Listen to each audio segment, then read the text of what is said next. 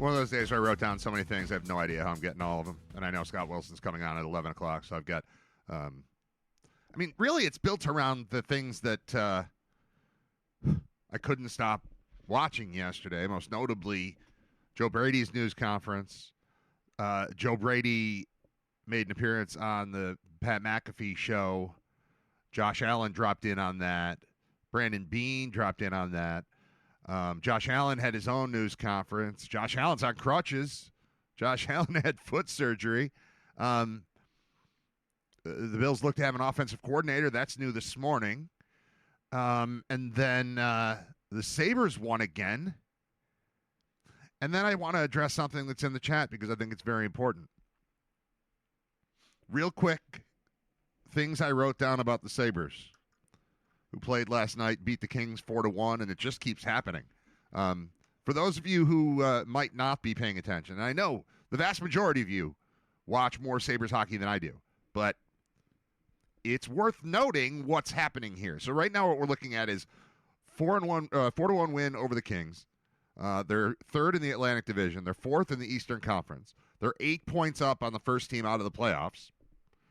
Like, this isn't just, we're in, then we're out, then we're in, then we're out, like they were for a week or two.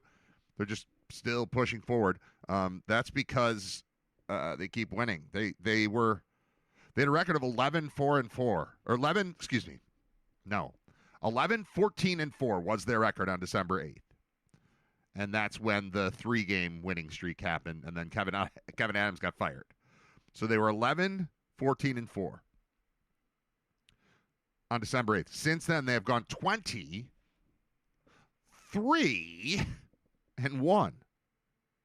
to put them at 31 wins, 17 losses, 5 overtime losses. Alex Tuck had a hat trick. Darlene had one the other night. Alex Lyon has won 10 consecutive games. He's one of only, 5 or 6 active NHL goaltenders to have done that. The record for active goaltenders being at 14 right now. So, they go on the ice expecting to win, and then they just do. And they're scoring like crazy. And this is entirely different from anything we've seen in a long, long time out of this team. And it's super cool. I was out at one of the 4 practices that my kids had yesterday. We had 3 basketball practices and a baseball practice between 4:30 and 8 o'clock at night. And everybody made it to all of them. We did it somehow. We got to get these kids driving soon, because this is rough. We had to have one kid picked up at the exact same time that another kid had to be somewhere, but the kid who had to be picked up also had to be at that same place an hour later. So it was drop off one, take one here.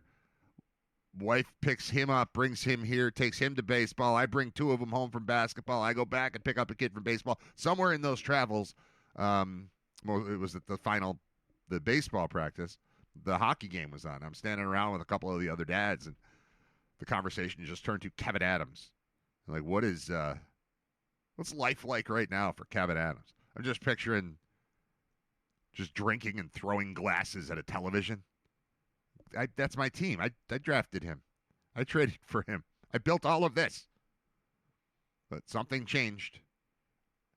Maybe right before he got fired, but it certainly seems like something's right about a switch there. And for all the lamenting for the past week and a half or so about McDermott being gone and he's the wrong guy to go, and Beane doesn't belong here, and they're a joke, and it's a disaster, and the press conference is a mess. Really, yesterday went, I thought, as smoothly as possible for the Bills. And we're looking at what change did at the top or near the top of the organization for the Sabres, even though he hasn't actively made any moves yet. It's hard to say that it's totally the wrong move to tweak the vibe at One Bills Drive. And even with the, I would say perceived disappointment in the hiring of Joe Brady, I thought they did a really nice job yesterday of explaining. And, of course he had an inside track because he's been there. Of course that's true. But they really downplayed it, and I thought did so in a good way and in a plausible way, in a believable way that this guy is the guy that earned a job. This guy's going to be a head coach somewhere. We already had him here. We're keeping him here. And if you want to not like Brady, if you want to think that this is a lazy hire and it's, if we're changing, why aren't we changing? If you want to do that, I think you could watch his news conference and say, this guy's in over his head. He looks nervous. I think he was nervous. I think that was genuine. He's in a suit. He doesn't want to be in a suit. He's at a podium. He doesn't want to be at a podium right now. He's processing. There's a lot going on.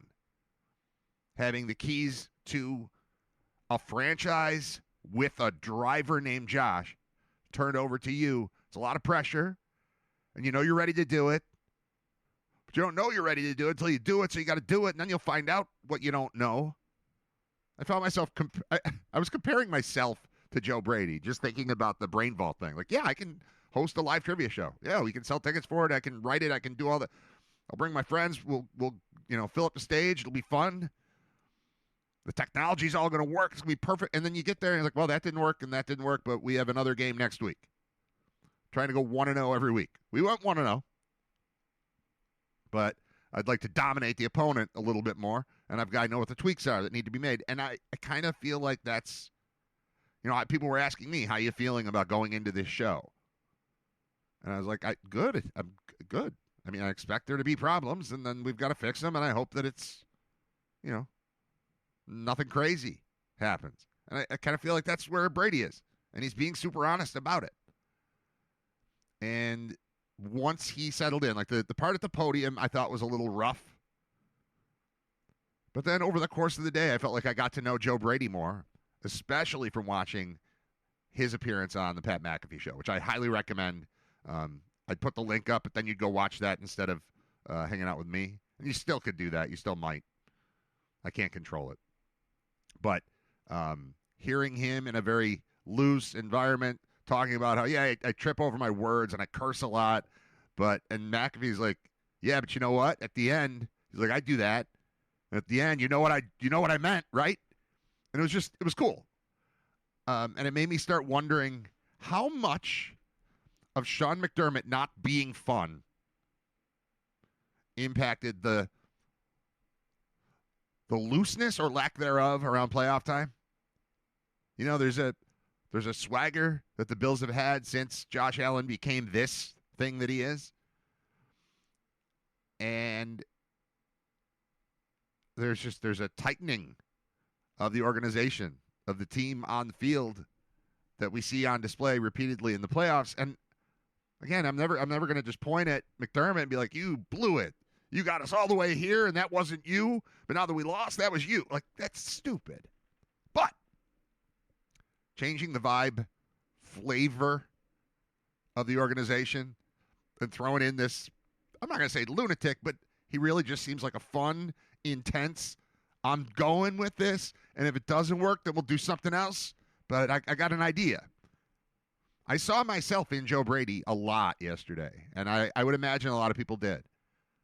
I think he's more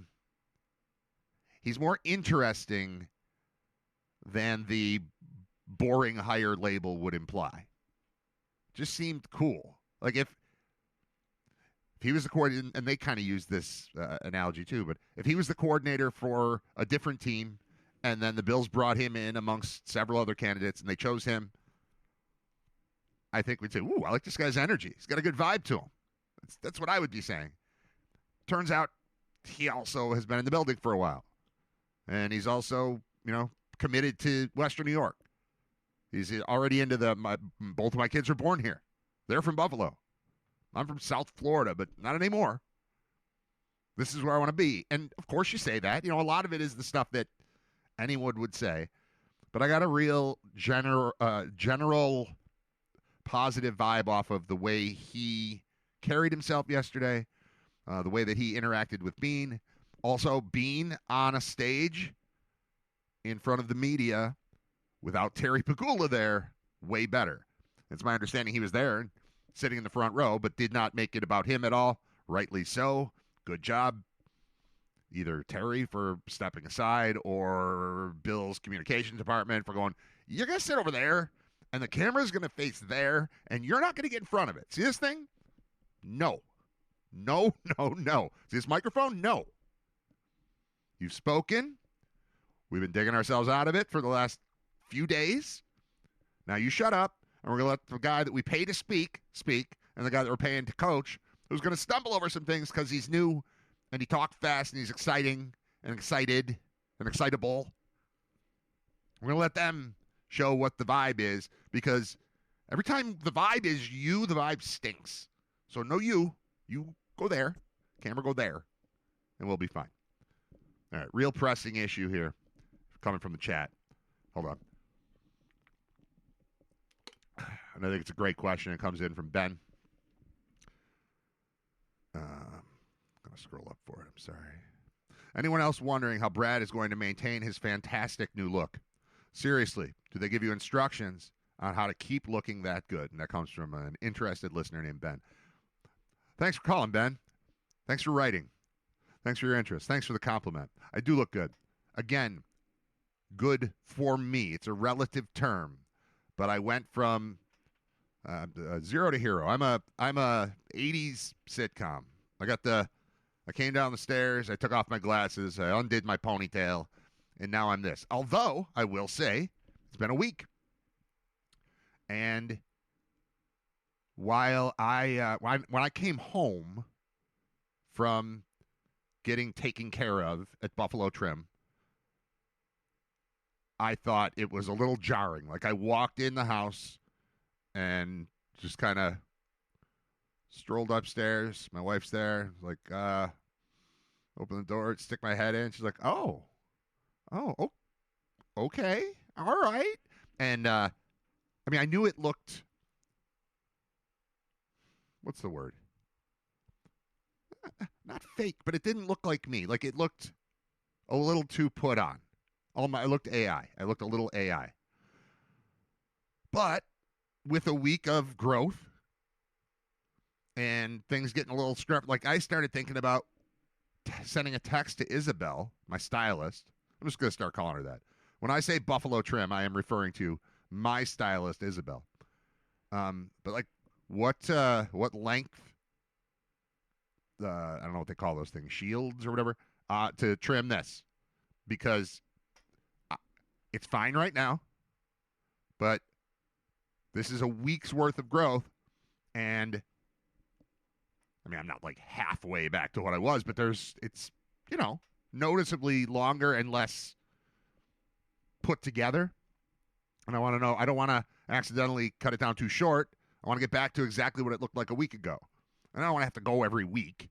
I don't need that. The hair can go, I would say, probably 3 weeks or maybe even a month before I have to go do it again. But this, like, what's the plan here? I did one time use the little edging trimmer one, like you get the line back, and like there and down here. But I haven't done anything to any of this. And I don't know if I'm being needy if I send a text to my stylist and say, what do I do now? It's been a week. It feels pretty lame. But I might have to, because I'm wondering the same thing as you, Ben. How long can this last without something being done to maintain? Nick in Depew says, they give you a pamphlet or something. Coach says he has to go back weekly to get it dyed. That's not true. Ben comes back in. That level of improvement is worth the weekly visit, or at least following the directions in their Maintain Your Awesomeness instructional booklet. It's inside that. It's what's inside that counts, says Ray. All right, the rest of this I don't know about. Not related to the show. It's fine. So yeah, I am concerned. We're still doing fine. But I think there is some level of maintenance required between now and stage show number 2, Brain Vault at the Kaz, Tuesday night. Tickets available at thekazbuffalo.com. I've gotten really good feedback on that. In fact, I have a I mean, this is Nick who's in the chat anyway, but there's an email from Nick that came in that I meant to read, and I forgot to do that yesterday or the day before.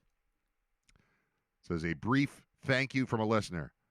Brad, hi there. I had the pleasure of attending your first show at the Caz Tuesday night. My friend and I both had a great time. I stumbled onto the podcast a few months ago, and it's become regular mid-morning company at my desk. There's a real charm to the show, and it reliably makes me laugh. Regarding the gift box I left with you, I was experimenting with multicolor 3D printing on a single layer, and the idea felt like a fun prototype and a fitting gift. Definitely handmade, definitely not perfect. I think it's perfect. They're both perfect. But I think I managed to beat the Temu version. That's true. Thought it was a light. I really thought that they were sending me one of these lights. These two lights. I thought that was going to be the thing. And I'd have a switch, and I'd turn them on when I was on. Maybe I'd put something up on the door to keep the kids out. I got a metal sign. It's about 8 by 12. Now I have this. Two of them. And I'm not going to light it up. It lights up. But on the screen, it looks worse lit up. Here, I will light it up. See that? You can't see it as well, but it does that. It's got dimming. Various phases. So I've got two of these. That's what we're referring to. 3D printed. It's better than the Temu version. I couldn't decide which version I like better, so you got two to do with as you'd like. Thanks again for all the free entertainment and for a fun night at the show. Looking forward to podcast episode number 1,000 and everything in between. Thank you. And that is from Nick in Depew. Thanks, Nick. Appreciate it. Nick chimes in constantly. He's always listed as number one on the chat thing. Are you getting more attention at home, if you know what I mean? How am I going to choose to answer that? Yes. I mean, yes. It worked. It was a giggle at first.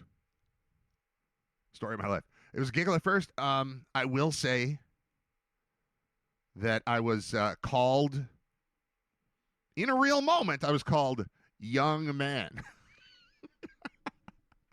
by my wife, who is 6 years younger than I am. And all I said was, I want to look about 6 years younger. And then she called me young man. The answer is yes, Ray. Thanks for asking.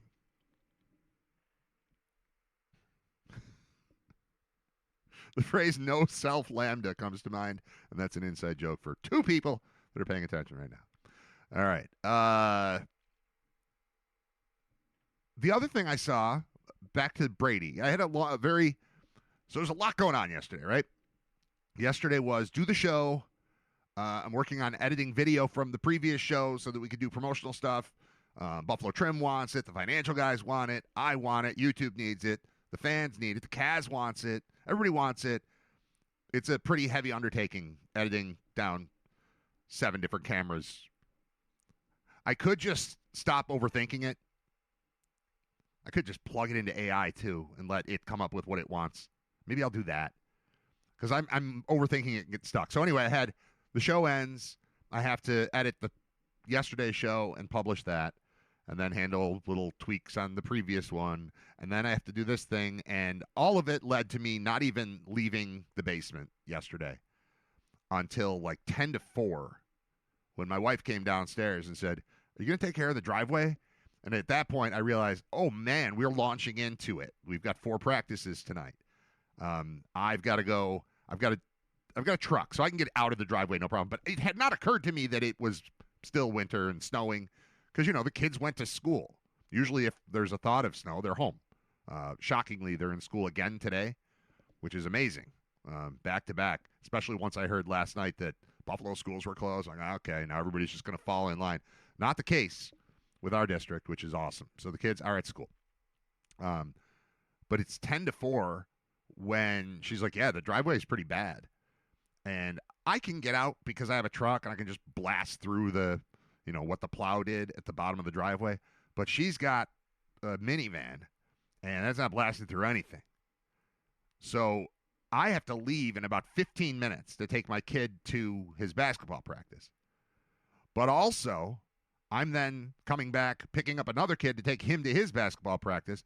And after I leave is when my wife's going to have to try to get out of the driveway with the van. So I enjoy snowblowing, but not at the kind of pace I had to do it yesterday. So it was hustling and moving heavy snow with heavy equipment. And yeah, it's got, it powers itself and it, pulls ahead and all that stuff. But it's still, when you're trying to do it faster than you should, it's grueling.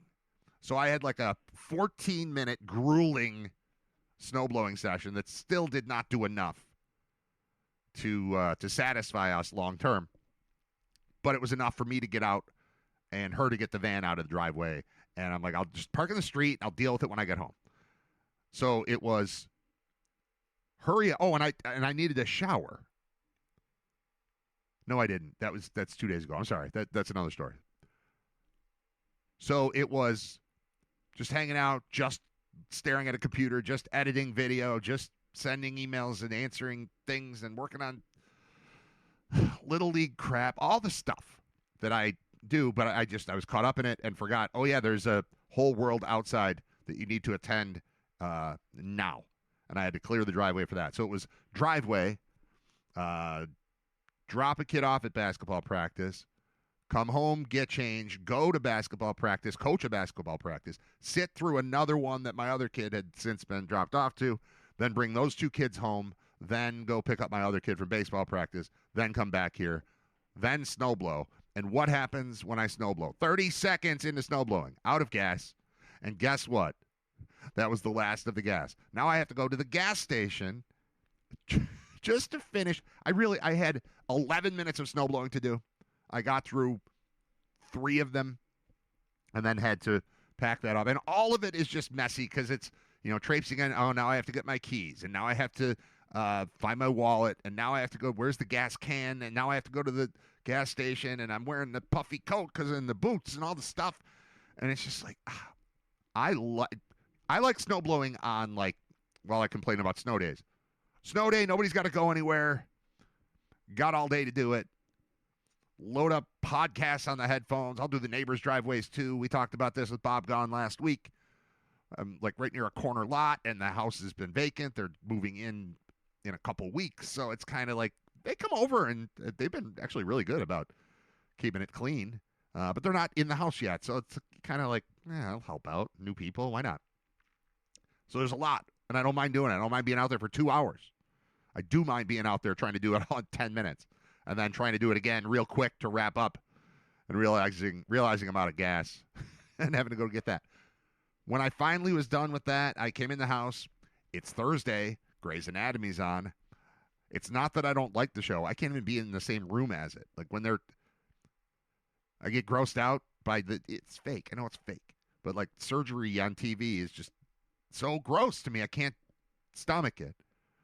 And then I tried a couple weeks ago to be in the same room, just facing the other way. I was on a couch, but away from the TV. And just the stuff they were talking about was so gross that I had to get away. But you can't get enough of it. So I was like, all right, I'm going downstairs. And I turn on TV, and the first thing that comes up is YouTube. Not YouTube TV, but regular YouTube. And it's the Beane and Brady press conferences are there. But then also there's a Josh one I didn't know happened. So I sit and I watch that. And then that finishes. And I felt great watching him, of course. When do you ever watch Josh Allen, aside from that one where he cried that I didn't watch because I don't want to see that one? Where do you not come away feeling great after listening to Josh Allen talk about playing football for your team? So I did that. Then the next suggested video was Pat McAfee Show. So I watched, 20 minutes or something, however long that was, of Brady on that show, which, again, I highly recommend. And then it recommended Fitz. The Ryan Fitzpatrick and Andrew Whitworth do a podcast together, and Fitz did a whole thing. Because I know I saw an article a week or so ago where, and I didn't read it, but the headline was that Fitz said it was absolutely wrong to have Josh involved in the search. So I don't know if that's really what he said or that's just the headline version of it. But in my mind, he's got a negative kind of view of how the Bills have been operating here. But I click on this thing, and it's just, I mean, Fitz is so great to listen to. But he said he just wanted to understand it, so he called Brandon Beane, and he got Beane on the phone. And then he went on to explain everything that Beane had told him and what made him feel better. And it made me feel better. And I already felt better because I had watched both of the Brady things and the Josh thing and this, and the Sabres had just won again. So I was already in a pretty good mood. I was ready to be I was susceptible to the happiness that would come from another conversation about Brady.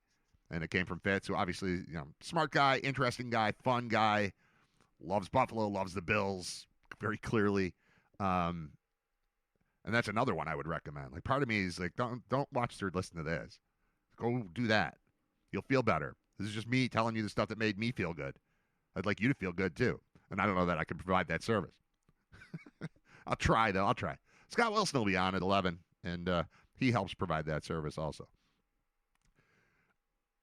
Oh, the other thing that came on, I just remembered, this is what I fell asleep to. This is why I woke up feeling so great. So I wrote down Brady on McAfee, even better. Fitz and Witt talk to Beane. I wrote vibes, and I put an exclamation point. Not positive what I meant by that, but I know that I meant that I felt good watching all this stuff. Vibes, exclamation point. And then the next thing that just popped on YouTube, because the algorithm knows me so well, was an episode of 120 Minutes from MTV. MTV is what I tried to say. And I know this happened a few weeks ago, too, where a random episode of that show popped up, and I watched the whole thing, and it was great. This one was even better, though. This was live performances from the guy who's the host, who I vaguely remember, but the name didn't sound familiar. Real soft-spoken, long dark hair, not super long, but like alternative to long. It was just a series of live performances from the year 1993 that had taken place in the MTV studio. And the first one was Cherub Rock, Smashing Pumpkins, and then it was Juliana Hatfield with an acoustic guitar doing the song My Sister, which I remember from playing it at WGSU in my college radio days at Geneseo. And I always liked the song. I liked it so much better seeing this live acoustic version from 93. And it just went from there. It was incredible. Violent Femmes doing Add It Up live. In fact, now that I think about it, that's where I left off. It was just, I heard day after day. And then I paused it to do something else. Then I wound up at the computer, and then I just went to bed. So that's the next time I turn on my television. It's going to be that day after today, which is great. We're playing that song. I'm not right this second, but when I take a break, we're playing Add It Up because, yeah, I haven't heard it in a while. And I was so excited. I think I had to go to the bathroom and get something to drink. And then while I was doing that, I thought of something I needed to do on the computer. And then after a while, the TV just shuts itself off, and then I forgot about it, and then I walked away. So that must be what's going on. Add It Up. There it is. They said apparently they had played 3 times in that studio, and they had done Blister in the Sun, and they had done Kiss Off. And the guy's like, but here's the best one. And it is the best one. And we're going to play it when we take our break just before Scott comes on. What do we got in the chat? Nick and Depew, you must get your lady thoughtful gifts. Got to take a page out of your book. So, yeah, she likes Tage and is going to her second Sabres game tomorrow. So she's getting a big folding Tage the Mage sign to hold. I'm going to be honest with you. While I love these signs, I cannot pretend to understand what 3D printing is. And I've known of its existence since very early. I remember being in a place that did 3D printing, I don't know, it's got to be 15 years ago. And it was marvelous. But I don't understand what it is. And I've got friends who have these things in their homes. And Nick is my new friend, and he's got one in his home, and he can do stuff like this. I can't get my regular printer to work most of the time. It's just a laser jet HP, name brand. But most of the time, it's just like, nah, I don't want to. Every time I turn it on, I have to reinstall it. I mean, it's an automatic thing that pops up on the screen. But I turn the printer on, it goes, and then the thing pops up on the screen. Like, you want to install this printer? Like, yeah, again. Yeah, just like I did 20 minutes ago when I printed something. That's just a 2D printer. I'm just printing show sheets. I got to do that again. This is my last one, I think. But it's going to give me struggles all the time. Like, what is possible with a 3D printer? I mean, I know people, like, there's a problem with 3D printing of weapons and things, but I don't understand what it is. I don't understand what's going on. Maybe I should just look it up. Maybe I'll look it up. Because this is one of those things where I think we all kind of pretend we know. And some of you do. Obviously, Nick does. But I'm just going to type in 3D printing and see what comes up. How about 3D printing? What is it? What's that? 3D printing. The action or process of making a physical object from a three-dimensional digital model, typically by laying down many thin layers of a material in succession. Also called additive manufacturing. It's the construction of three-dimensional object from a CAD model, computer-aided drawing. That one I know. Or digital 3D model. Yeah, we're doing the Wikipedia page on 3D printing right now. Because I don't feel like Nick should be able to make these signs. And I'm glad he does. I'm glad he can, I should say. And I'm glad he did. And I'm thankful. But it doesn't seem like that should be possible just in your home. But it is. It can be done in a variety of processes in which material is deposited, joined, or solidified under computer control, with the material being added together, plastics, liquids, or powder grains being fused, typically layer by layer. In the 80s, 3D printing techniques were considered suitable only for the production of functional or aesthetic prototypes, and a more appropriate term for it at the time was rapid prototyping. As of 2019, the precision, repeatability, and material range of 3D printing has increased to the point that some 3D printing processes are considered viable as an industrial production technology. In this context, the term additive manufacturing can be used synonymously with 3D printing. One of the key advantages is the ability to produce very complex shapes or geometries that would be otherwise infeasible to construct by hand, including hollow parts or parts with internal truss structures to reduce weight while creating less material waste. Fused deposition modeling, which uses a continuous filament of thermoplastic material, is the most common 3D printing process in use as of 2020. So this is 6-year-old information on 3D printing. There's a bunch more. I still don't totally get it. I mean, it's computer, and then you tell it what to do. And I mean, is it all plastic? Everything's plastic. Like, you can design what you want with plastic on a computer and then say, do this. And then it just does that. Is it that simple? Maybe it's that simple. Am I overthinking this or underthinking this? I don't like to do either. I just want to think it.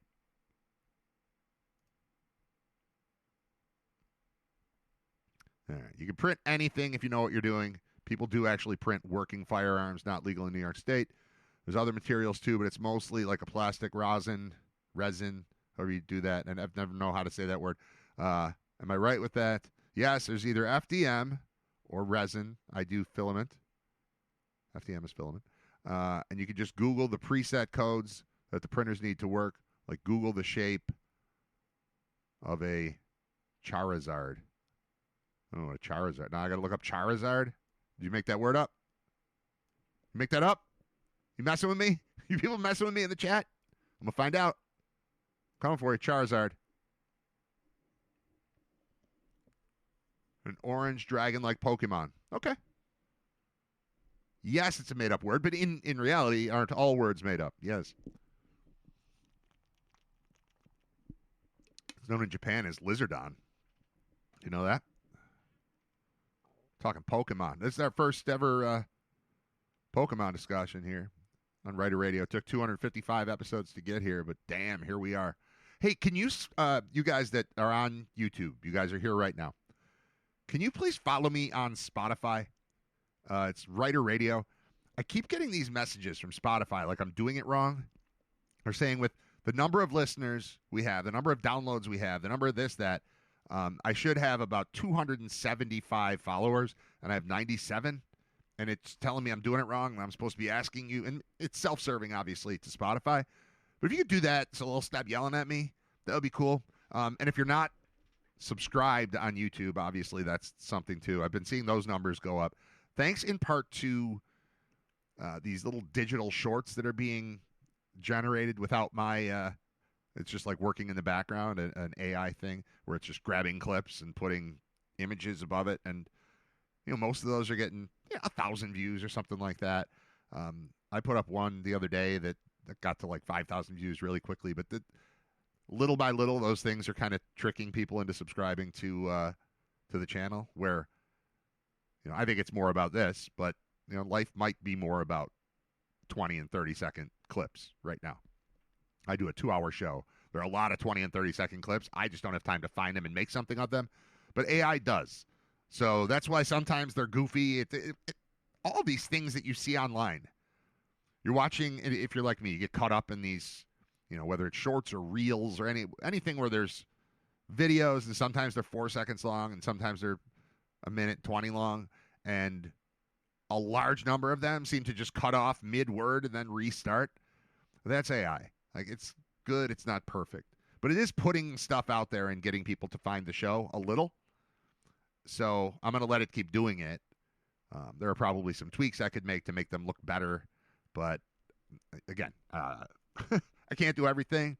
And I got that thing working kind of. Like, even this, today, I don't know if you've noticed, this box around me. So I'm in here. But, like, the stuff that's there, see how that Writer Radio thing is just squished? And if you're watching on YouTube, I think the whole block is not taking up the full screen. I don't know what I did to make it like this, to like squeeze it together. And it was like, this is probably why I didn't continue watching 120 Minutes and see Violent Femmes do Added Up live in 1993, even though I really wanted to.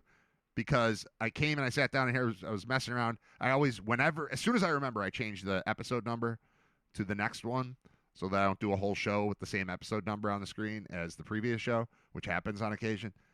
And I think that's what I thought of. Like, I got to change the number. And I was like, let me try changing. And all of a sudden, I squished it. And, like, the countdown thing, I'll switch over to that. Like, the countdown is totally fine, totally normal sized. See that? That's the way that always looks. But then when we switch back to me, the part I'm in here is fine, but the rest of it is squishy. Like Writer Radio up there is tighter together than it usually is. The stuff down here is even more illegible than it usually is. I'm going to get rid of that soon. This is not this. No. That's not round anymore. That's egg-shaped, oval, oblong, something. Not round. I don't know what I did. But I don't have time to, who cares? Who cares? I'm just going to leave that alone. And the AI videos that are being produced, they're working. Not amazingly, but they're working. So I guess I just got to let that go. Followed and left a rating. Good. Yes. Thank you. Thank you, Nick. It's like this guy works for me. Love this guy. It helps that every time, probably in my mind, every time I look on the screen and it says Nick in Depew, there's a crown and it says number 1. Where he's like, oh, he's the top seed. So I'm inclined to like him or respect him or something. And then he shows up with gifts. Damn, man. This is easy. All I had to do to get these lights is 253 episodes of a show. If I quit doing the show after number 250, actually 252, right? Today's 5, 252. Show was over. When did Brain Vault? Got this. Could have just, that's it. Be like, haha, I win. That was my plan. I'm going to do these shows until somebody gives me on-air Writer Radio lights, and then I'm quitting, never to be seen again. I'm not really doing that, but I could have. That's all it took to earn these. It was 252 two-hour radio shows and a brain vault, which is another many, many hours put into that, and many more to come. Tickets on sale for episode 2. Please check it out online. All right. Violent Femmes. I promise. No, not that thing. I didn't want that thing. I want this thing. Violent Femmes, and then, like, I don't know, 1 or 2 more. Probably 3 songs, and then Scott Wilson. It's 10:57. It's episode 255 of Writer Radio. Bills have a new head coach. We think they have a new offensive coordinator in Pete Carmichael. I'm sure we'll talk about that with Scott. I know I didn't get into it yet, but there's that. And the other thing I didn't mention was the commercials contained within 120 minutes. It seems like whoever recorded this on VHS in 1993 was living in Virginia at the time.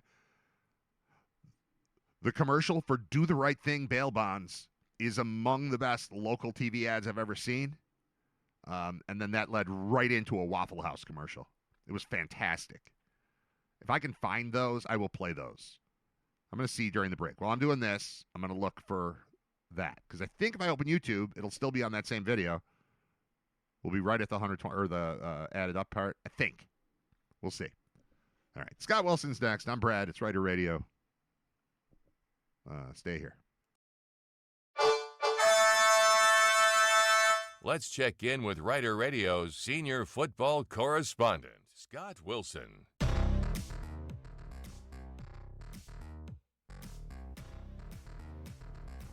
All right, we're bringing in Scott Wilson by phone. We're not putting Scott Wilson's fake face on the screen yet because I found the thing I was looking for. It's this commercial run. I was watching 120 minutes from 1993 last night.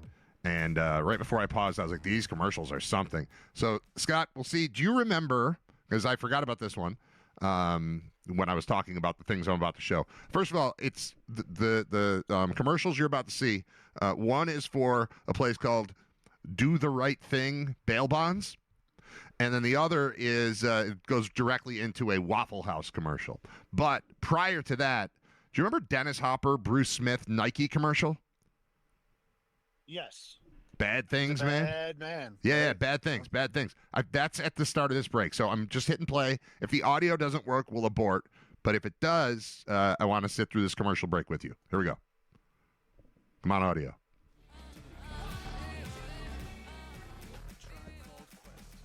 All right.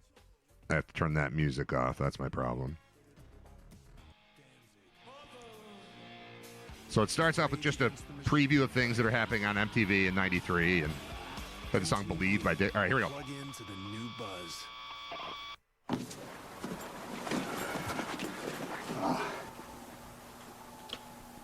I am holding Bruce Smith's shoe, man. Do you know what Bruce does in these shoes, man? Bad things, man. I mean bad things. Things that I just can't possibly talk about. You know what Bruce would do if he found me messing with this shoe, man? Bad things, man. When they came to Tombstone, Commercial for Tombstone. All of this is great. That's Wyatt Earp. You must be Doc Holliday. I hear he's real fast. By the time they left, I want your blood. they were legends. None of your problem, Doc. You don't have to mix up in this. That is a hell of a thing for you to say to me. Kurt Russell is Wyatt Earp. Val Kilmer is Doc Holliday. I've never actually seen Tombstone, but I'm pretty sure I just saw D-Day from Animal House in the second thing I've ever seen him in. Nikki Taylor? Remember Nikki Taylor? I remember Nikki Taylor. This is 1993 commercials airing on MTV in the state of Virginia. So these are like the national ones, but we're about to go local with Do the Right Thing bail bonds, and it's fantastic. I think it's next. We're just sitting through this. This is fun. Bear with me. Pantene Pro V Mousse sprays and gels for hair so healthy it shines. You'll see. Oh, well. Yo, it's Wise Guy again. Just got our hands on over 20,000 more quiz with questions and answers that they don't want us to know. Movies. Rock and roll. Sports legends. Which famous basketball player used to be a garbage man? More than 20 different programs, each with 1,001 questions. Scott, look that one up. Which famous basketball player used to be a garbage man? TV trivia. Why does Michael Jackson wear a glove in one hand? All stuff wise guys know. Hey, you got a quiz whiz. You're a wise guy. Quiz whiz I don't think we want to know that Michael Jackson answer. Just sold separately. Batteries not included. All right. Okay. Levi's commercial. I apologize. There's no easy way to scroll through this, but I want to get to the do the right thing. Bail bonds.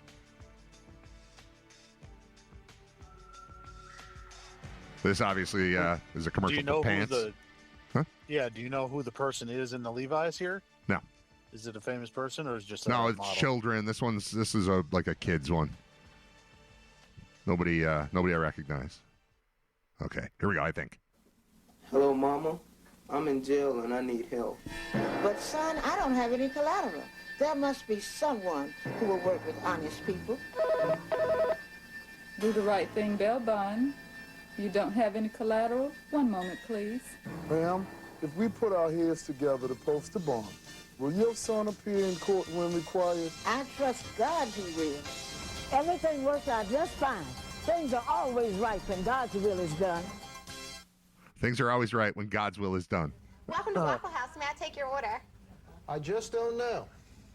What would you suggest? Well...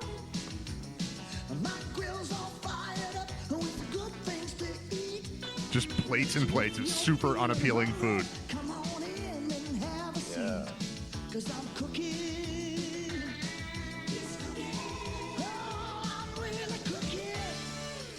Hope you save room for dessert. All right. I'm going to shut that for now. All right. I think it's interesting that the older woman asked the question, what do you do when good people just need collateral and don't have any? And it's like, well, I mean, the whole basis of the call is that one of you is not really that good of a person. Apparently. But we can trust him. We can trust him to go to court because of God. Right. If this was refrigerator bonds, where you need a new refrigerator and you're like, I don't have any collateral. What do you do when my old refrigerator breaks and I'm just a good person and I need a new refrigerator? Yeah. Totally get it. You're Mom, like, hey, listen, I'm in a jail. good person. I will pay. Yeah. But the commercial starts with, Mom, I'm in jail. I'm in jail. And that's all automatically we're starting at a baseline of, according to officials, not a good person. Not a good person. Yeah. Not a law-abiding person. Right. So then the next thing would be like, all right, well, we don't trust you, so how about collateral? And she's like, I don't have that either. Okay, so now we can't trust you, and you've got no collateral. All right, let me put you on hold for a second, and you can talk to the guy in the back. And he's like, hey, man, maybe. And then they just walk with God's will. They walk out of the courtroom. She's like, yep, God is good. The end. Do the right thing, bail bonds. Just amazing. Yeah. Oh, it's so good. Yeah. And you have to see the people, too. I know you couldn't see it while just talking to me on here, but the visuals were fantastic, too. It's a very poorly executed spot for what doesn't seem like a great business. There's a lot more going on other than there being a commercial from 1993 on a video I watched last night. I watched so much Joe Brady stuff yesterday that I'm excited about him. And I didn't expect... My overall position was in a little bit of a Stockholm syndrome, maybe type of thing, which you're susceptible to. I am. I absolutely am. But the position I was in, I wasn't mad about it. I was like, all right, well, it's not the most exciting, thrilling, crazy, interesting thing, but I don't need to win in January. I mean, I need to win football games in January. I don't need to win press conferences. I need to win football games. And I just got the impression after everything I watched that the thought was, let's get good vibes in this room. And I just started thinking about how serious and borderline dour Sean McDermott has been. And, by all accounts, good dude. But everything is just so straight-laced and straightforward. And, obviously there's room for that. But maybe it's time to just, I don't know, let the older brother babysit or let the uncle babysit or something. And, Dad, go on vacation for a little while. We're going to chill. And we're going to have a little bit more fun. And I don't know, man. Things just seemed loose, and loose seemed right. But you can tell me I'm wrong. I don't know. It's just the impression I had. I was in a good mood yesterday, I guess. Yeah, well, I mean, it's I was I remember a time when my nephew was around 1, and he was sitting on my lap. I was out on the back porch, and I decided to take a picture with him holding my beer. Yep. And it was a good picture. It's and fun. then it was like, don't ever show that to anybody. I got quite a clap back fairly quickly from the mothers in the vicinity. And I was like, oh, well, I mean, I would assume no one would really think I was just letting him drink it. He does, he barely eats solid food. I'm not going to say, Right. take a swig. But okay, I went along with it, and it's, I hear you. It's a little bit of, all right, this is work. There is an element to say that it's a professional environment, and that discipline and that type of atmosphere is warranted. But it also has to fit the personnel you have. I've never really thought that anybody's personality or anything was being limited. Maybe it has been, and I haven't noticed it. I don't know. I've always thought Josh had a pretty good personality. He's For sure. Every commercial break, no matter what you're watching, he's in. No matter what teams you're watching. I like when you're watching like the Rams, and then there's a commercial for SoFi. They're playing in SoFi Stadium, and it's Josh Allen. Right, it's Josh. It's my favorite. It's Deion Dawkins. There's always been pretty good personalities. Maybe it's been a little bit tighter on the defensive side, but I don't know. Maybe this will loosen things up and give them a little bit more freedom to, as he said, be themselves. We'll see. Sometimes that comes with a little bit undisciplined stuff. But we talked about it a couple weeks ago. There's always a transfer between coaches of one style to another. You never go from, Bear Bryant to Vince Lombardi. Right. Those are the same disciplinarian, hardcore guys. It's Vince Lombardi to Rex Ryan. Like, that's what happens. So there is a little bit of a switch there. I've got no problem with Joe Brady, as far as him getting the job. I did see one good comparison that I hadn't thought about on Twitter. That was the Bills might have been at a position where it was similar to the Falcons, where they were good and Arthur Smith was the coach and they had the young prodigy and Shanahan as the offensive coordinator, and they chose to stay with the older guy, and they let Shanahan walk. Yeah. And he ends up being the young prodigy for San Francisco and taking them to the NFC Championship game every other year, the Super Bowl 2-3 times. Now, he hasn't won, but he's also been there with, Garoppolo. He's dragging the last pick in the draft to the goddamn Super Bowl. Well, and they're in the conversation every year. When they miss the playoffs, it's surprising. They've become a very solid franchise again. Right. And the Falcons chose wrong. And here the Bills have somebody that obviously most of the rest of the league also considers to be in that similar category, who's had a lot of success, who you could say didn't have great pieces but still made it work somehow this year. And they're not going to let him out the door. They're going to roll the dice with him. He was also a major part of what, even after this year, is, in my opinion, still the best offensive team that I've ever seen in college football, which is that 2019 Joe Burrow-led LSU Tigers. He was the co-offensive coordinator for that. So he certainly has bones. He's called plays, which to me was a big thing. If you're going to have a coach that hasn't even called plays, I don't know how that works.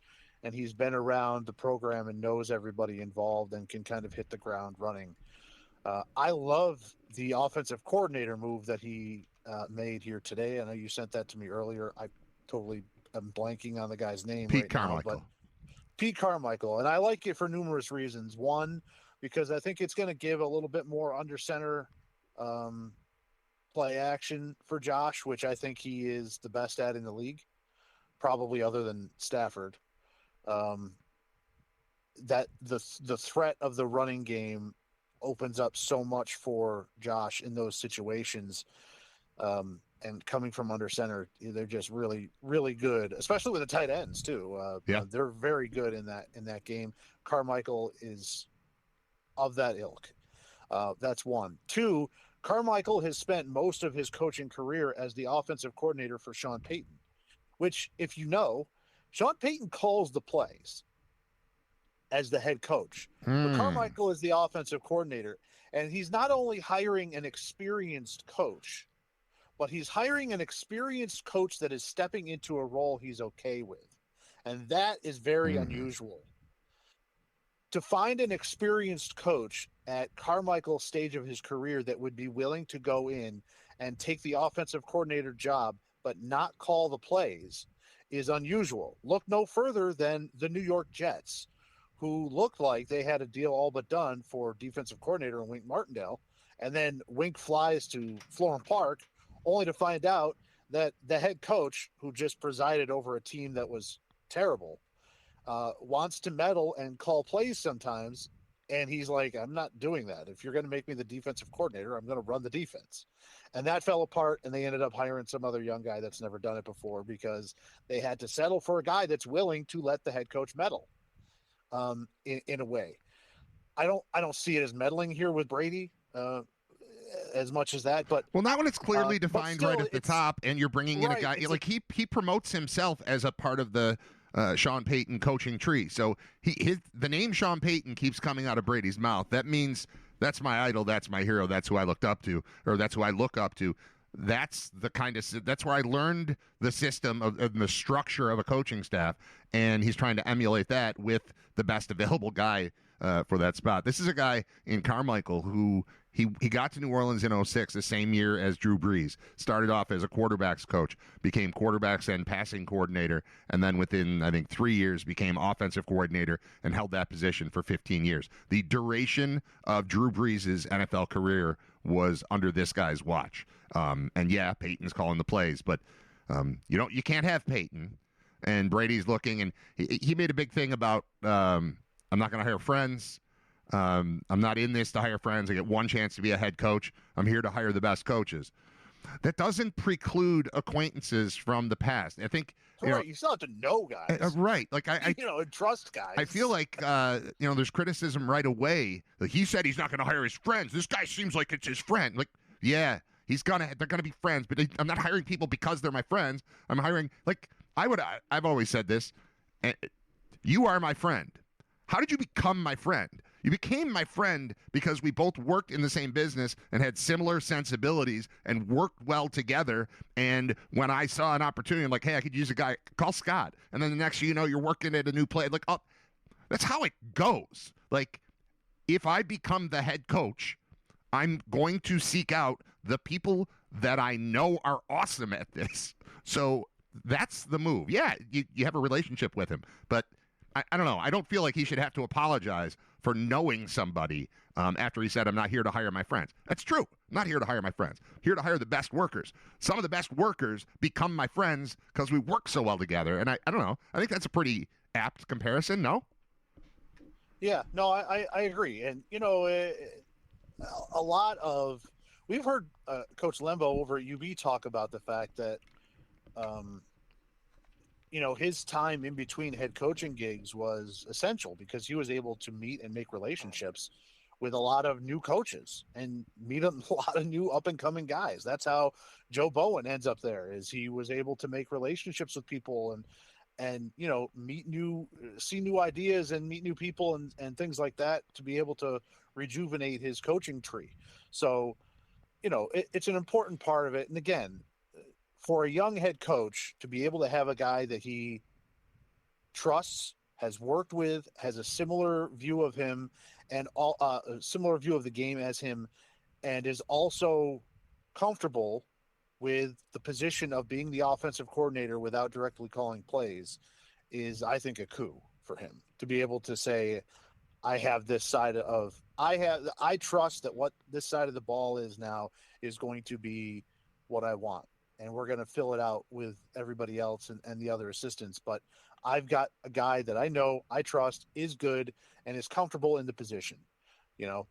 I don't think he has to worry about losing Pete Carmichael unless he's going to get a head coaching job. You know what I mean? He's not going to. Yeah. If he wasn't fine with the situation, he wouldn't have spent 15 years behind Sean in the Payton same calling role, plays. Right. So he's going to the same role, and I think it's very important. That was a really good hire. Very important for him. To have an experienced ear and a guy there who's been there, done that, seen everything in the league, like Carmichael has, for a young head coach, I think is invaluable in general. But to have him in that position is a good hire. Yeah, the connections I just think are awesome. If I'm Joe Brady, like, I love Sean Payton. He made me who I am. We think about football the same way. This guy thinks about football the same way. This guy is comfortable in that role. This guy was just a part of the offense that beat our team in the playoffs, and then their team lost in the playoffs, and we just took this guy away from there. That's interesting to me. I don't know how you pull that off, if that's money or if that's power or just better. I don't know. I don't know how you get somebody to switch in that spot. But good job. In Denver, he wasn't the OC. He was just an offensive analyst. Oh, senior offensive assistant. There it is. Yeah. Okay. Yeah. Okay. So he so it's a promotion in that. So yeah, he's I'm sure going to get paid more and more of a promotion. Okay. Yeah. He's been there for a couple of years. Went there with Peyton and was with Peyton forever in New Orleans. So he hadn't been elevated to that spot yet, but obviously on track to maybe be that at any at the drop of a hat if somebody leaves. That makes sense.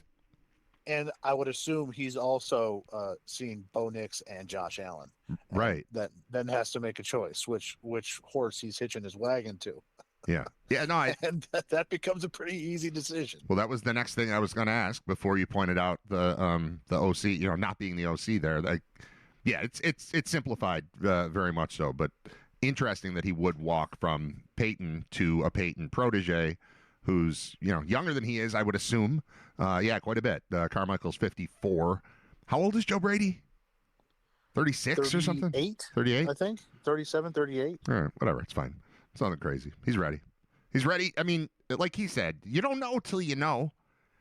So, I don't know. I felt great about it. I felt like I got to know him yesterday, and I also understood how you could interview 9 different candidates and still go, who I enjoyed hanging out with?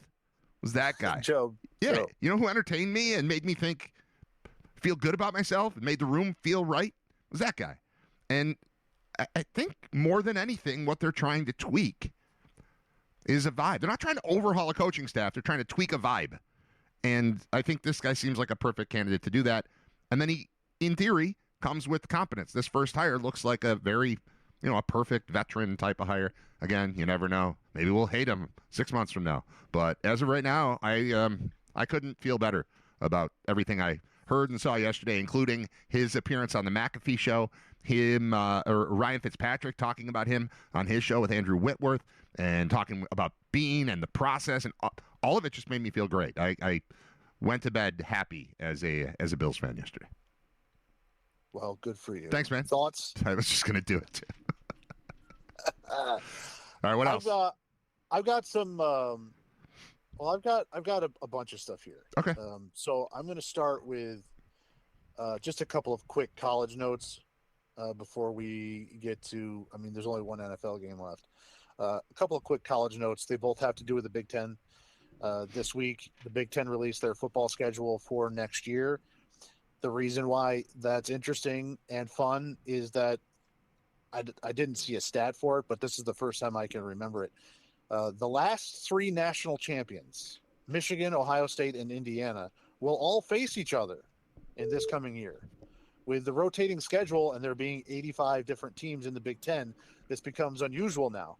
And I think that that's fun between, obviously, Ohio State, Michigan, the weekend of Thanksgiving, but then in October, the other 2 matchups where we're going to get to see the best 3 teams from the last 3 seasons. I know they're totally different, but sure, that's still a fun thing that very rarely happens. The other thing from the Big Ten is that after the new year, some of the financial stuff starts to come out as far as teams in the conference, especially for schools that are state universities. One of the state universities in the Big Ten is Rutgers. It's technically the State University of New Jersey. And they put out their financials, and since joining the Big Ten in 2014, they have lost $516 million. Oh my God. How much of that was to us? Virtually impossible to do, seeing as the Big Ten has one of, if not the largest TV deals. Like each program gets like $60 million a year just from TV rights alone, let alone the football games, the basketball games, and everything else. To lose $500 million in 10 years is staggering. And it's why you see some of these schools considering taking on the private financial money that schools like Utah are taking on private investors, which will get them money in the short term. But as we've seen from every other business that investing like that has ever become a part of, it will eventually be stripped down and sold to the highest bidder with zero regard for winning. So I think that why would you invest in that? Like, sure, they should turn to investors, but like, hey, I would like you to invest in my business. We lost about $500 million in recent memory, but we think we could really turn it around if you could just give us $500 million. You know, like, how do you talk somebody into it? I think that the way you would try to approach that is to say, look at Indiana. They got Mark Cuban and a couple of other famous alums involved, got money, brought in the players and a coach, and went, are 2 for 2 in the playoffs and won a national championship. So I think if you're Rutgers, you could say, listen, we're in a recruiting hotbed. We can start here. We're a short drive from other recruiting hotbeds in Pennsylvania and Maryland, Upper Virginia. We could do this, but we don't have the money. I think that would be the approach. Like, everybody's approach now is going to be selling, we could be the next Indiana. I don't know if that's possible, because now that if you think everybody's going to try to be the next Indiana, it's going to mean that all the prices for all these players are going to go up. Right. Pretty rapidly. So you may think you could be the next Indiana, but you could be the next Indiana. Unfortunately, that's 4 years ago. You need to be the next Indiana and find the next Signetti, though, right? I mean, that's the whole story there. The money works, but you got to get all the people right, and then those people have to get the people right. And Indiana got the people right, and it's an incredible story. But how replicable is it for a school in New Jersey or anywhere? I don't know. You're right. That's the model. We're going to be this. My movie's going to be the next Pulp Fiction. Well, okay, I can see what you're trying. I can see what you're trying to do here, but 8 heads in a duffel bag wasn't quite Pulp Fiction. Like, they just the things to do in Denver when you're dead was not quite Pulp Fiction. I get that you saw Pulp Fiction and thought you'd make Pulp Fiction again. It didn't work. You didn't have the same vision for it. You didn't have the right guy at the top, and then you didn't bring in the right people underneath, and it's a disaster. So yeah, I can see that's the goal. But good luck, everyone. Just replicating one of the craziest stories we've ever seen in American sports. Good luck. So we're transitioning here before we get to a little bit of Super Bowl stuff. The Senior Bowl is going on, and I have come across an offensive lineman that I think we should all fall in love with here. His name is Jennings Dunker. He's an offensive lineman from Iowa. He has red hair, and it's a glorious mullet. He is a big dude. If you get a chance to see his interview that he did, I don't know if it was yesterday or 2 days ago, on the NFL Network, it was great. Because you can tell, first of all, he's got the mullet flowing. He tells a story about how when he was a freshman, he came in, and one of the guys in front of him had a mullet and played great and was like all Big Ten. But then he cut it the next year. It wasn't as good, and then grew the mullet back the following year and got drafted. So once he saw that guy's power was seemingly derived from his hair, he said, I am growing a mullet and keeping it, and I hope that I can get drafted. Wow. He's already going from the point of, I think the hair is the deal. He's also talked quite a bit about his food regimen. including the day before games, he has like big plates of pasta, then waits an hour to have 3 cheeseburgers and hot cocoa. Oh my God. Which is great. And then also admits that when he's on the sidelines, he does have snacks and drinks coffee. He drinks coffee on the sidelines. Yeah. They're like, how do you like your coffee? He's like, black. That's the only way to take it. You just got to take it straight up. Wow. What's his name? Jennings Dunker. Jennings Dunker. Jennings with a G, by the way. It starts with a G? Like Gennings? Yeah, Jennings. Gennings? Yes. Gennings Dunker. Gennings Dunker. Offensive lineman from Iowa. All right. There he is. He's You got gotta the see this flow. guy. He's got the Oh, lettuce yes. chicken. Oh, yes. Yeah. Oh, my. Yeah. Can he play? Yeah, he played a little bit. He's at the Senior Bowl. You know, Oh, he yeah. can play. What's the draft He's projection? I don't know. I would probably a mid-round pick. I would imagine. Jennings Right? Dunker. I don't know, but I want him. Draft. Yeah. Oh, yeah, this guy. He's got sort of it's kind of a Joe Dirt. It's kind of a Kid Rock. It's kind of there's like a Stifler thing going on there, too. Kind of a Doug Henning in one of the shots. Oh, I need this guy. Big, dumb mustache. Yep. Stupid mullet. Yeah. Oh, yeah.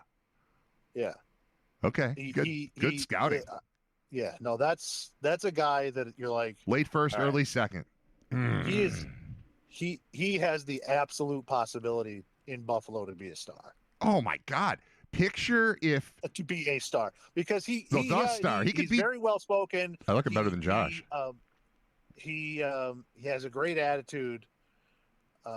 Did really well in the interview.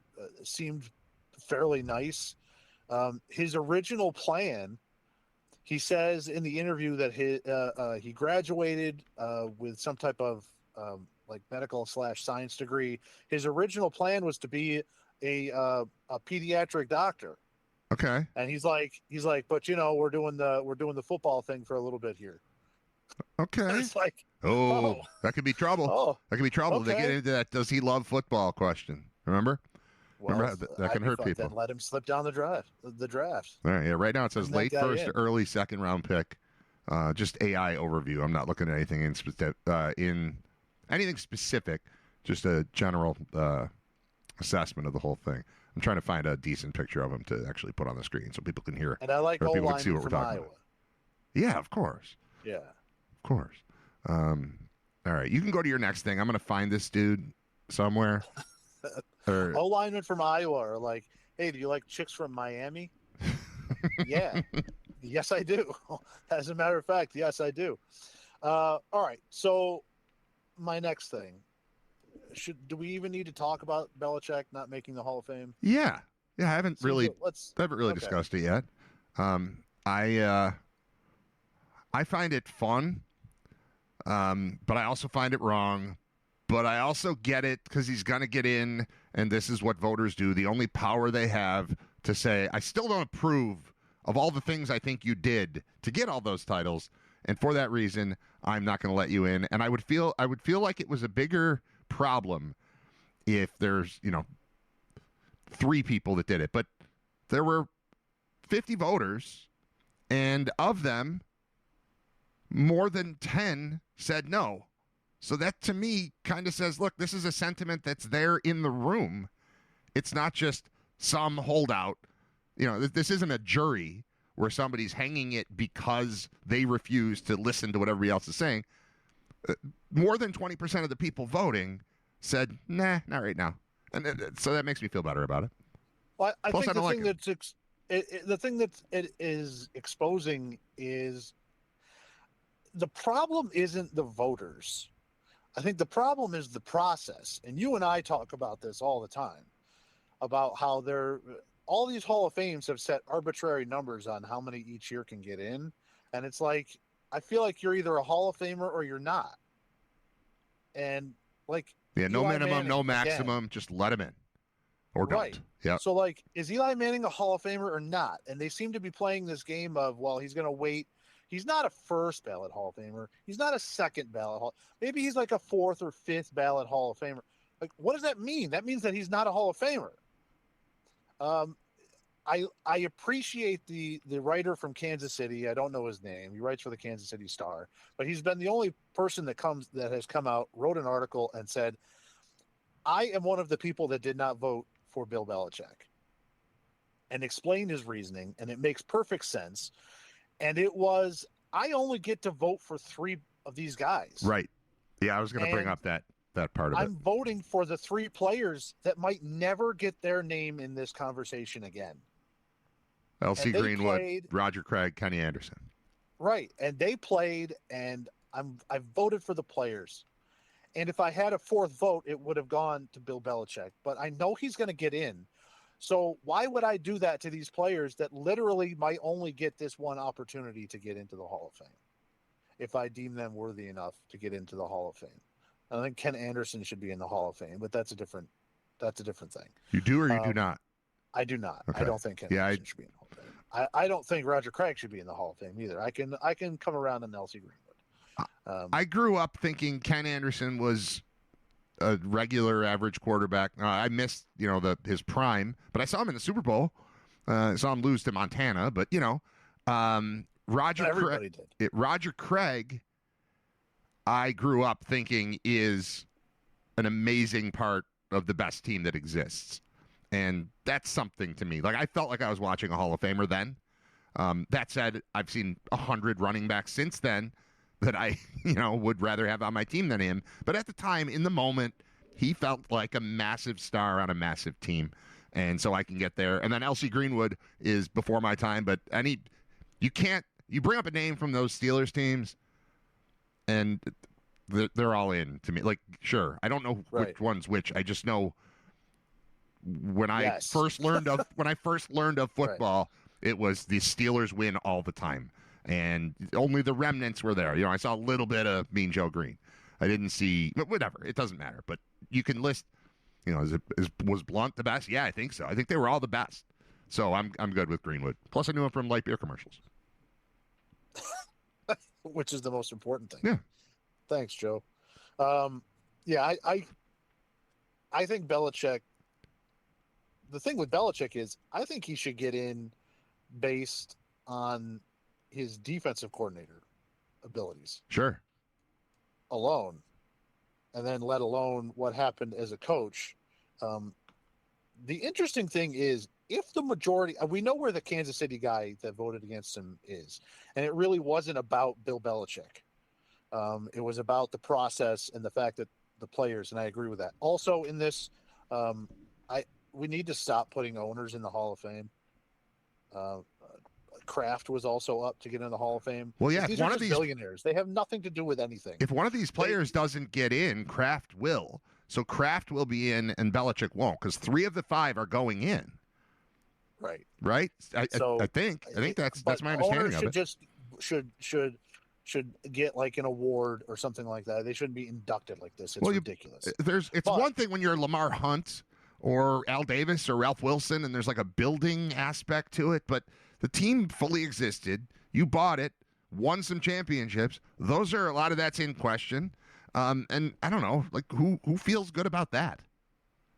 If the rationale for the other voters that did not put Belichick in is he should be punished for a year because of Spygate and all the scandals that happened around him, will that same interpretation be used for Tom Brady? Because he was directly implicated and directly accused of Deflategate. There's going to be a sentiment, like it or not. I mean, does it get? Well, it won't be in this exact context where it's 50 voters picking 3 out of 5, and it won't be that. He'll just be on the regular ballot. But that sentiment will exist for sure. Someone's going to say, "Hey, we did this to Belichick. He's tied in here. Why would we not?" So, will it be overwhelming enough that he doesn't get in right away? It could. We live in a world where Barry Bonds isn't in the Baseball Hall of Fame, and Clemens isn't, and Rose isn't, and Shoeless Joe Jackson isn't, and and A-Rod, and all these players that define the game in their eras. And they're not there. We've made it okay. We've made it okay to say, nah, I don't think so. Even though I watched him, even though he's consistently referred to as the greatest quarterback of all time, I don't think so. Not today. I don't want to vote for him right now. We've made it okay to do that, and that's I don't know. It's kind of a shame, but that's the system that has been set up for these various halls of fame. I do want to let you know that my man here, Jennings, what is it? Jennings Dunker is now on the screen, Scott, instead of you. So now I'm just sitting at the bottom of the screen, and he's there with his massive arms crossed above me. I wish you could loan me some of that lettuce. It's I really got nothing up top. I could use some of that. Were you a redhead? You're kind of a redhead, right? It's like a strawberry blonde. Okay, yeah. Well, he's got stuff you could use if he ever maybe like locks of love. Right. Yeah. You do like locks of love for you. Locks of Dunker. Locks of Dunker. Yeah, he's. I need this guy to be on the team. What stinks is you can't look at anyone who plays for the Iowa Hawkeyes and not immediately picture them as Pittsburgh Steelers because their uniforms are so similar. So like he looks like a Steeler to me right now, but I could see him in red, white, and blue. So I've got some completely meaningless but fun stats that I came across for the Super Bowl that might help people. I know we have, a couple more shows until the Super Bowl as far as betting is concerned, but just some things to think about if maybe you're trying to get in on that. All right. Quarterbacks whose initials are DM are 0-2 in Super Bowls. Donovan McNabb and Dan Marino. Dan Marino are the two. I thought of Now Danny Drake Manning before I thought of Dan Marino, but we got it. Drake May obviously being the one in there. Quarterbacks in the Super Bowl whose first and last name end in the same letter. 0-6 since the AFC was created in 1970. Okay, quarterbacks. I don't have a list of those. No, I'm just like the first name I thought of is Blake Bortles. He's nowhere near it. All right, we'll skip it. I don't have anybody in mind. Okay, and there has never been a Super Bowl winning quarterback with a last name that has less than 5 letters. A lot of things working in Darnold's favor, rather, in this one, right? All right, good. Well, I mean, I think there's a reasonable chance that this game is no fun and it's a blowout and it's Seattle, like in a landslide boat race, if you will. I think that's a very reasonable possibility, and I don't see the possibility of that going the other way. So I'm thinking close game. If the Patriots are going to, win or lose, that's possible. But I could see Seattle just stomping them. I have not been impressed with Drake May in the playoffs. I know they're in the Super Bowl. I know they've moved on. They've won 2 games. I don't know. Part of it, I know that I don't want to like him, but I do like him. Like, I do think he's got a future. I do fear for the Bills' dominance because they've got a real coach and what appears to be a real quarterback, but I don't think he's there yet. Now he's going against Darnold, who, either one of these guys melts down in the Super Bowl, and you're like, I guess I could have seen that coming. But I just think it's more likely on the Patriots side, and I think the Seattle's just got a far superior roster. So here's the other half of my my trivia that you might like. Okay. Super Bowl trivia. Schools that have a Super Bowl winning quarterback. This is colleges now. Colleges that have a Super Bowl winning quarterback and also a Best Actor or Actress Oscar winner. That's going to be tough because I don't know what schools. I mean, like Juilliard has never had a Super Bowl champion, and I feel like that's where the actors are. I don't know what USC. USC has got to be on there, right? Everybody goes to USC. Well, there are 5 schools that have done it. All And right. the reason that this question came across is because it is guaranteed this year that there will be a 6th team added to that. So then it hasn't been USC yet. This is actually the first time a USC quarterback's ever started in the Super Bowl. Sam Darnold, and then either you could John Wayne, Forrest Whitaker have both won. Things for North Carolina, it would be Drake May, and then Louise Fletcher. One flew over the cuckoo's nest. Sure, I think. So I've got the 5 that have done it. Okay. There are 3 teams from the state that you would think that is involved with. All right. So Hollywood. UCLA. UCLA has Do you know the quarterback? Aikman. It's Troy Aikman. And then they actually have one of each, actor and actress. It's Nicolas Cage and Helen Hunt. I don't feel like Nicolas Cage went to high school, let alone college. Yeah, I don't think so either, but it's what it says. Okay, fair enough. Helen Hunt seems educated. All right, what other schools? Stanford. Stanford Elway has two quarterbacks. Elway and Plunkett. Correct. And I'm not going to get an actress. Meg Ryan. Reese Witherspoon. You're in the neighborhood. That's really close. Yeah.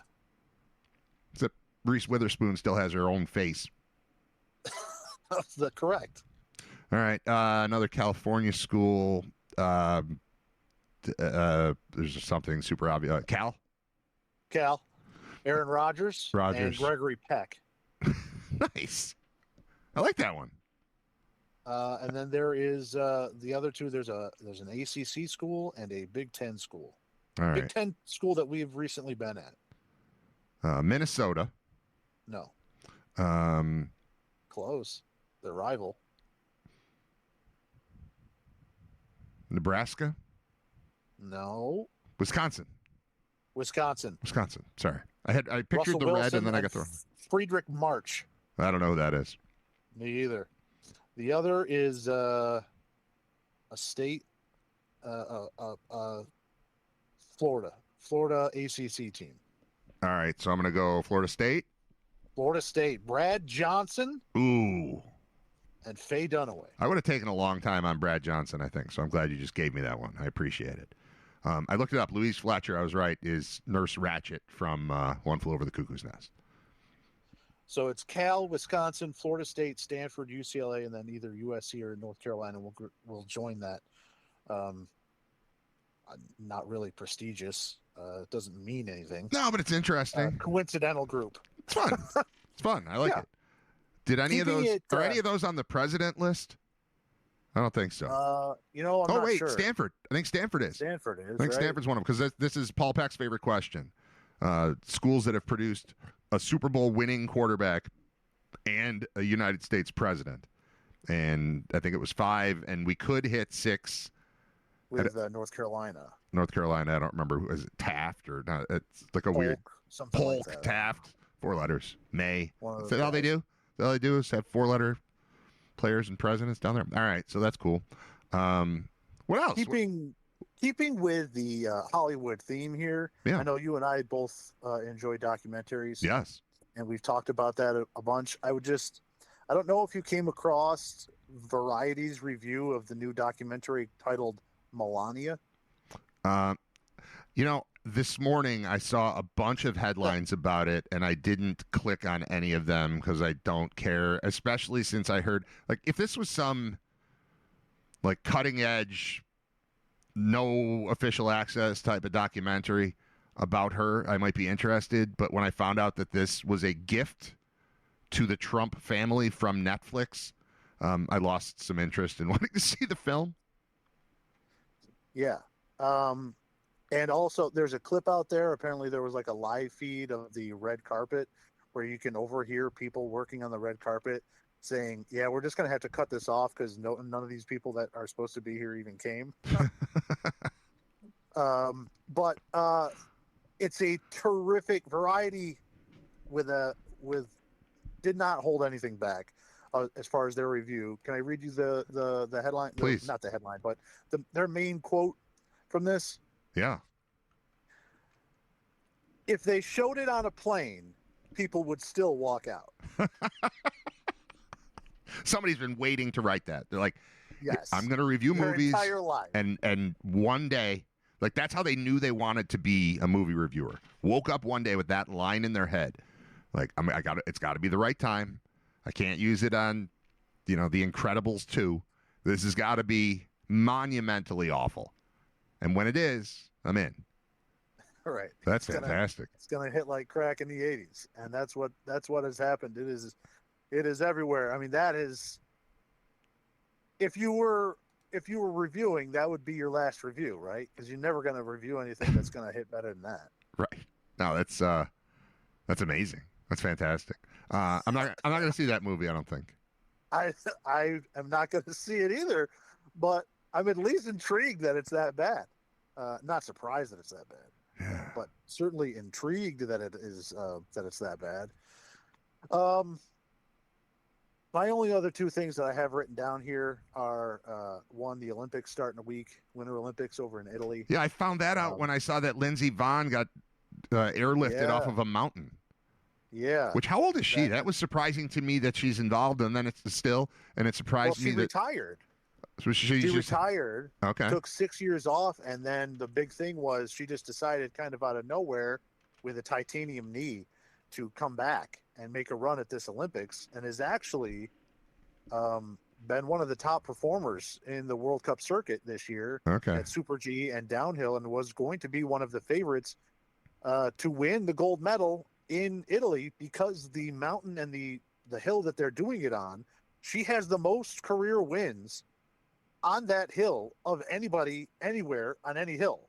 So it's almost like she was going to her favorite golf course and was going to get to play the round, the home course, to win the championship. And now here she is a week before in an event, basically a warm-up event. I guess there was some bad weather. Came off of a jump, was a little bit off balance, tried to right it, and then ended up over in the weeds and was limping. So that would suck for Team USA if the person that was not only the hottest, well, I mean, she is hot, but the hottest skier at this time in those events on her favorite hill in her biggest event a week before goes down. Well, and also a recognizable name. Like, Team USA is mad at this, I'm sure, but NBC. I mean, that's a story. I don't pay attention. I didn't know the Olympics were starting in a week, and it got my attention. Lindsey Vonn, I know her. Let's check it out. She's 41, by the way. Here's what she said. This looks like just an hour ago. I crashed, I guess it's yesterday.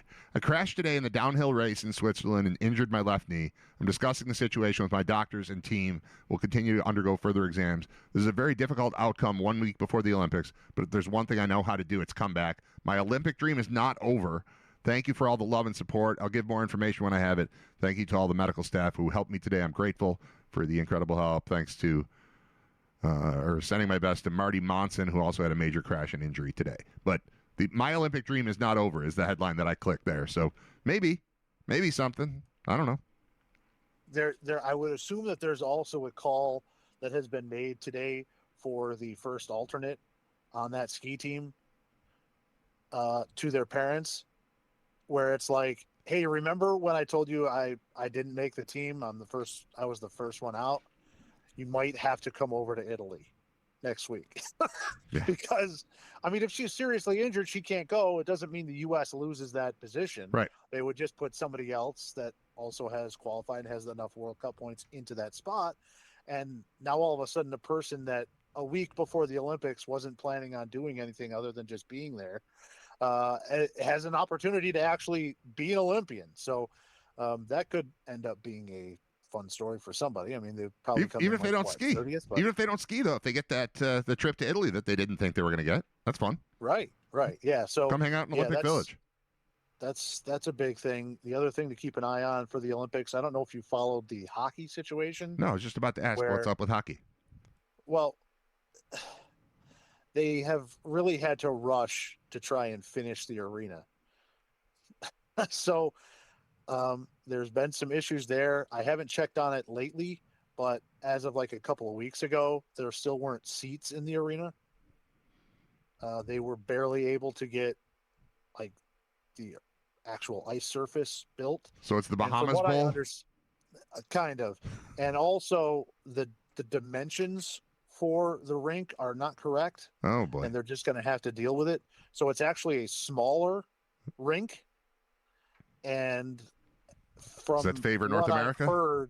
From what I've heard, it is probably going to tend to favor North America, and is probably the reason why some of the choices were made by the American team, where, yes, there probably are some skilled players being left home, but if it's a tighter rink, I need some guys that are a little bit better in the tight spaces. So is the NHL shutting down for weeks? Yes. Because I don't have room for that in my life when the Sabres are on a 23-1 stretch here, and they're getting hat tricks every night. And it's going to be 2 weeks. Third place. I didn't even see. All right. I guess I'll set my goal for then, after the Olympics, then, to have my TV situation resolved. Because I haven't cared for a while. We've had YouTube TV for a while. It doesn't have MSG, and I haven't cared. But now I care. Like, I was happy last night to be out somewhere where the game was on TV, because I knew when I got home I couldn't watch it on TV. And that's weird, considering that I have a million channels available to me, and it's 2026, and everything is available, and I just don't get the Sabres games. Now I want to watch them, but I don't want to dump the YouTube TV because everybody's used to that. We like it. It's very smooth. It's very easy. I got to add something. I'm going to have to get another thing. I don't want to get another thing, but I'm gonna set it for after the Olympics. I don't have to. Like, I was trying to scramble to watch the third period last night when I got home. Like, what can I do here? And I couldn't do anything. But this break in the action will get me set up. Then I'll get the TV set up, and then it'll all go south, and I'll be mad that I did it. And it'll be my fault that the Sabres aren't on a tear anymore. Right? That's probably the way it works. But they got a goalie who's won 10 straight games. They got a lot of stuff going on. They're third in the East in goal differential. They've got 5 straight wins, which is the longest streak in the league right now, again, after putting together that 10-game streak. But they've won 20 of 24 since December 8th. And they're putting it on teams. Putting it on them. I think it's time for me to maybe watch them on TV. They're 8 points up. They're 8 points up on the first non-playoff team right now. Like, they're comfortably in the playoffs. Is it okay to love again? I don't love it. Just it's okay to watch again. That's all I was looking for. I'm looking for watchable. And then, get me to the playoffs. And I've been explaining to my kids, like, we don't watch hockey because it's been lame for a while. But when your team goes on a run in the playoffs, it's massive, pressure-filled, pressure-packed, tension type of game every other night for 2 months. Like, it's crazy. So we're going to have to get caught up here. I got to get the kids. Like, I brought my son Drew on last week. I'm like, how many Sabres can you name? And he said Alex Tuck. And that was it. And that's because kids in his class wear Alex Tuck jerseys or something. That's all he knows. He can tell you, the fourth receiver for the New Orleans Saints, but he can't name a second Buffalo Sabre. I think we need to address that and adjust it in time for the playoffs, a place that it seems like they could very reasonably land this year, finally.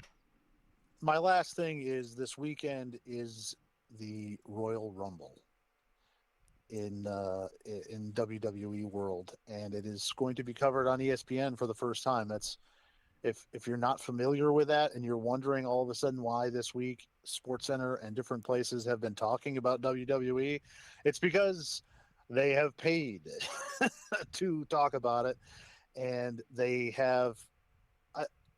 My kids have been into it. So I'm familiar with all this. The Royal Rumble is by far the best pay-per-view event. It's not pay-per-view anymore. You can just get it through ESPN if you have the cable package type of thing. You got to sign up, but you can eventually get it. It's by far the most fun. It's much better than WrestleMania. They just randomly send 30 different guys into the ring every 2 minutes. Well, and then they all hit each other, and it's a lot of fun. It's a lot of fun. And this year, it's even more fun because I don't have to wait until 8:00 to see it because it's in Saudi Arabia. It starts in the afternoon, so I can just get that out of the way and then, resume life. I like having afternoon events better than nighttime events on the weekend. Is there a massive pushback on the Saudi Arabia thing like there was for the Riyadh Comedy Festival? Well, they've been doing it over there so often now that it has kind of gone away. You will notice a big difference if you watch it, that the women have to be covered head to toe or neck to toe. They're able to they let them keep their hair out. But like usually where they would come in basically in a bikini. Yeah. That's gone. They're like, their arms are, it's like a tight suit, like a Catwoman tight suit. Yeah. Most of them. Okay. But that's a main difference. There was a big pushback at the start where They called it blood money in the sand. Yeah. People were calling, but they've had one or two pay-per-views there every year for 5 or 6 years. Oh, okay. The Saudis keep giving them billions of dollars to do it, and they keep taking it and sending it over there, and there hasn't been anywhere near the blowback that the comedians faced. Has there been any thought of putting the women like in a separate venue in at Ford Field, so that they could do it the right way? No, because they're paying for that too. I do remember a couple of years ago, it was a big deal that part of the promotion for the event in Saudi Arabia was they had billboards, and it was the first time that they'd ever allowed a woman on a billboard. That's nice. Something along those lines. And, they're trying to paint it. They're trying to use WWE, was really the first big brand, as kind of a sports washing type of situation where it's like, look, it's not terrible here. We let women drive now and everything, which is a real thing. That's a recent thing. That's nice. Yeah. When did that happen? This year? No, I think that was a couple of years ago. Oh. So, come around. Saudis, just like everything else, just throwing the cash around, and eventually people come around to whatever's going on. All right. Cool. Thanks, man. All right. Good to talk to you. We'll talk to you Monday about something. We did a lot today. Something will happen. I feel like more Bill stuff is going to happen now that there's they had the press conference. Now there's an offensive coordinator. I think that starts coming into They line. got to get a DC. Yeah. They got to do DC. That's an important pick. All right. You're on it. You'll be all over all these coaches. I know that. So we'll talk to you then. I'm interested to see if they could. I know he's still under contract. Could they pry Schwartz away from the Browns? Would be interesting now that he's all the head coaching job there in Cleveland. Right. Is there something there that seems like he wants a move? It seems like he does not want to be there. Yeah. Right. So I think I would absolutely be okay with that, and I think that's kind of the collective. I'm fine thought. with Leonard too. Jim Leonard, I like a lot. So. Yeah, me too. All right. Thanks, man. All right. There's Scott. See you. All right. Bye. There's Scott Wilson. I'm Brad Ryder. Thanks for listening, watching, sharing, following. Remember the thing I said at the beginning? Even if you just do the YouTube thing, go to Spotify and follow, subscribe, whatever it's called. All the little things add up, even if you tune in every day here, but you haven't clicked subscribe or you haven't clicked the notification bell thing, click all the stuff. Comment when you can, review, rate, all the stuff. Just little things. It's like an organic process of growing this into the size program I'd like it to be. You guys have found it. You guys are helpful in spreading the word. I can only do the show. I need other people to be like, hey, check out the show. Because I can't constantly tell you to listen or watch a show that I'm hosting. I can't do that myself. I need your help. So spread the word, please. Thank you to everyone. Thanks to everybody who came out to Brain Vault on Tuesday. And thank you to those of you who will come next Tuesday. Second edition, guaranteed to be better than the first. Certainly from a technical standpoint, we got some stuff that we've hammered out that's going to be better. I mean, that was the first try. That was preseason, kind of. Tickets at thecazbuffalo.com. Thank you for listening, watching, paying attention, giving me the time of day, and the sharing part, too. Very important. All right. That's it for episode 255. Thank you. Bye. What are you doing for lunch? I don't know. I have a turkey sandwich. We're gonna go around the corner. I think you should come with us. This is a great place. Okay. We brought you a shirt. You get out of here? Will you get out of here? Will you? Now, will you go to lunch? Go to lunch. Will you go to lunch?